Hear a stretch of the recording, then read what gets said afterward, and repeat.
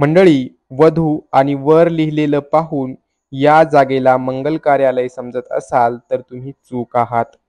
कारण हे कोणतं मंगल कार्यालय नसून ही जालना महानगरपालिकेची शाळा आहे.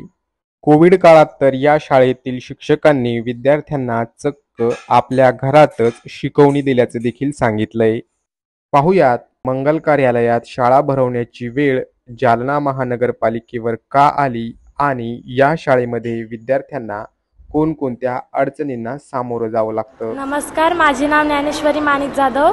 मी इयत्ता 6वीला आहे. मी ह्या शाळेत पहिलीपासून आहे. पहिले आमची शाळा सरांच्या घरात भरायची, पण आता 2021पासून ह्या मंगल कार्यामध्ये भरते. इथलचे सर्व शिक्षक खूप छान शिकवतात. अजूनही मी ही शाळा सोडलेली नाही आहे. मी या शाळेमध्ये 2017पासून कार्यरत आहे.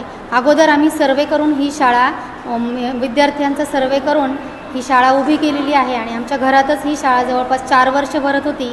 आणि त्यानंतर कोविडची परिस्थिती अशी होती की तिथे आम्ही भरवू शकत नव्हतो शाळा, म्हणून परांजपे काकांनी हे मंगल कार्यालय आम्हाला शाळेसाठी उपलब्ध करून दिलं. परंतु या मंगल कार्यालयात शिकवत असताना आम्हाला अनंत अडचणी येत आहेत. कारण इथे सेपरेट वर्ग नाही आहेत आणि मुलांचे आवाज एकमेकांमध्ये मिक्स होतात. सेपरेट आम्हाला वर्ग नसल्यामुळे शिक्षकांना अडचण होते. सगळ्यांचे आवाज मिक्स होतात म्हणून विद्यार्थ्यांना कळत नाही आहेत नेमकं शिक्षक काय शिकवत आहेत. आणि बऱ्याचशा अडचणी आम्हाला याच्यामध्ये ग्राउंड नाही आम्हाला खेळण्यासाठी. मुलांचे क्रीडा स्पर्धा आम्हाला घेता येत नाही. मुलांच्या काही ॲक्टिव्हिटीज आम्हाला घेता येत नाही. आणि मंगल कार्यालय असल्यामुळं जे शैक्षणिक साहित्य आहे ते आम्हाला वर्गामध्ये लावता येत नाही की ज्याच्यातून बोलक्या भिंती असल्या तर मुलं लवकर शिकतील. परंतु ही शाळा मंगल कार्यालयासाठी मध्ये मध्ये किरायाने दिले जाते, त्यामुळे आम्हाला इथे काहीच शैक्षणिक वातावरण निर्माण करता येत नाही. ही आमची खंत आहे. आम्हाला आमची हक्काची शाळा निर्माण व्हावी ही प्रशासनाला नम्र विनंती आहे.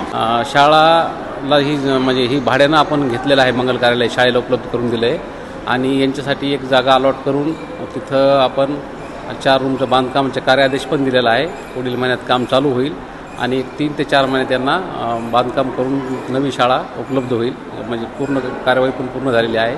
तसेच जेवढ्या नगरपालिकेच्या पूर्ण शाळा आहेत ह्या सर्व शाळामध्ये रंगरंगोटी असेल, विद्युत मीटर असेल आणि आणखीन काही विद्यार्थ्यांसाठी साहित्य असेल याबाबतही सर्व कार्यवाही म्हणजे आपण केलेली आहे. आणि सर्व शाळांना पुढील महिन्याभरात लाईट मीटर, फॅन, ज्या आवश्यक सोयीसुविधा आहेत मुलासाठी, टॉयलेट, बाथरूम हे सर्व उपलब्ध होणार आहे. आमच्या इतर ठिकाणी पटसंख्येअभावी शाळा बंद पडत आहेत.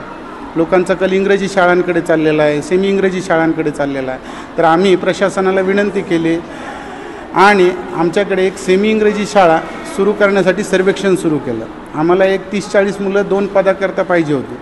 परंतु आम्ही मे महिन्यात पूर्ण सर्वेक्षण केल्यानंतर जूनच्या 1 तारखेला आम्हाला जवळपास 105 विद्यार्थी भेटले आणि अशा पद्धतीने 2017 साली ही शाळा सुरू झाली. सुरुवातीला इथं काही जागा मिळत नव्हती.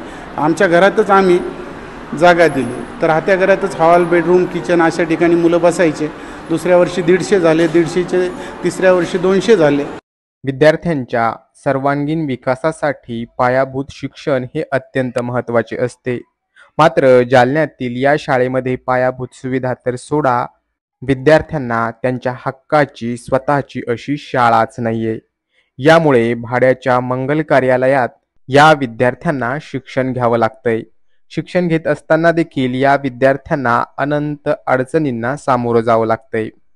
नवीन शाळेसाठी निधी मंजूर असून लवकरच विद्यार्थ्यांच्या सोयीसाठी शाळा उभारण्यात येईल असं आश्वासन मनपा सह आयुक्तांनी दिलंय.